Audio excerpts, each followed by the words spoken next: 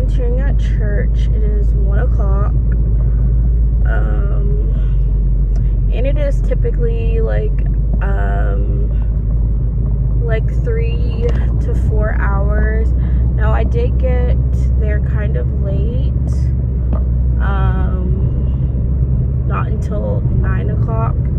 But I usually end up leaving between like 12:30 and 1. So it's about 4 hours I spend volunteering in the nursery with a bunch of little 2 and 3-year-olds. Today, I mostly was with the 2-year-olds, which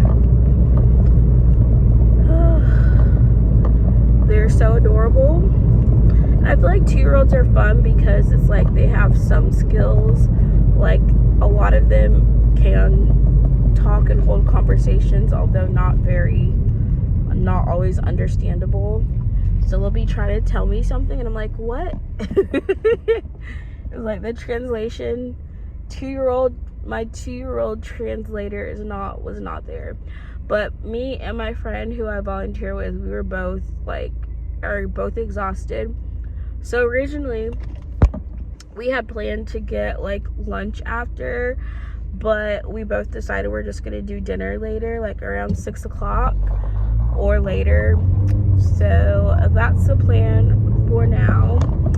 I'm gonna go home, get some rest, because I would say around 4.5 hours of sleep, because I went to bed after 1 a.m.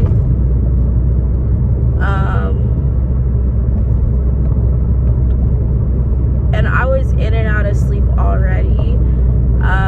Then woke up from the emergency weather alert, then the sirens of the tornado happening, sheltered in place between 4:45 and 5:15 a.m.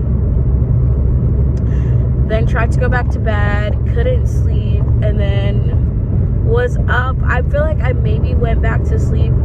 It was after 7 a.m. So it's like between the maybe 3.5 hours I got earlier that night, I got maybe another hour, because between the 5:15 to 7:15 I was still up, which is just not a fun experience. And then I had set my alarm for 7:45, so I was snoozing my alarm from 7:45 till 8:30 a.m. and I was supposed to be at church to volunteer by 8:30, so I was definitely late. I ended up not getting to church till a little bit after 9. Actually, no, that's not true. No, it is. I forget. My clock in my car is like 5 minutes fast, so I think it was like 9:10, around 9:10 when I got there, so like 9:05. So like 5 minutes after service had started, which is late for me because I'm a volunteer. But thankfully they had like an extra person that was volunteering in the nursery, so it wasn't too bad. But you know, it is a lot to volunteer. And also currently the sky looks so nice. It's very nice outside after, you know, having that whole emergency weather system. Do people not know how to work a stoplight? Because some of these people are taking right-of-ways. You're supposed to treat a flashing red light like a stop sign, but there's people who clearly don't understand that system.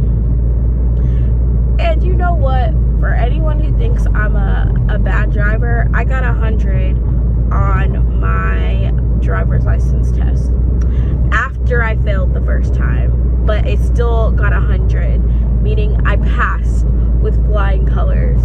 And I had to parallel park during my test, so how about that? There's some people their state doesn't require they have to know how to parallel park. Mine did.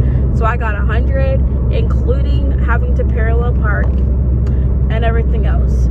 So I would say I'm a pretty good driver. And even my mom said when she was teaching me to drive that I was a good driver. So when I'm upset, it's not because of something I did, it's because of other people. Because I actually at least know the right-of-way laws. I know those for certain because I remember I failed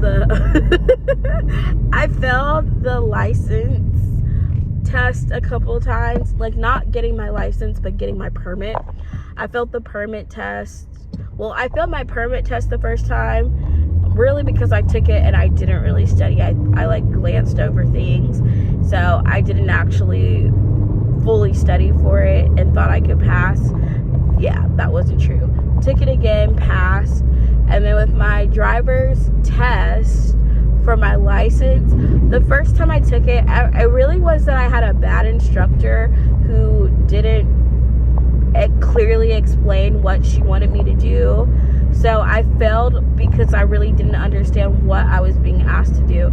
I don't even think she let me complete it. She was just like, yeah, fail. That was such a bad experience. So sad. I remember crying when I failed my driver's test the first time. And then the second time, I had an instructor that clearly stated what she wanted me to do, like was very clearly stated the instruction. So because of that is the reason that you can go from failing to doing 100, because I understood how to do everything. I just had an instructor who didn't make it clear what she wanted me to do, and so I was interpreting things because I wasn't actually sure. And maybe, you know, I feel like I should have asked for clarification, but I was 16. I didn't know to do that at the time. I was just like, okay, I guess I'll just do what I think she wants me to do.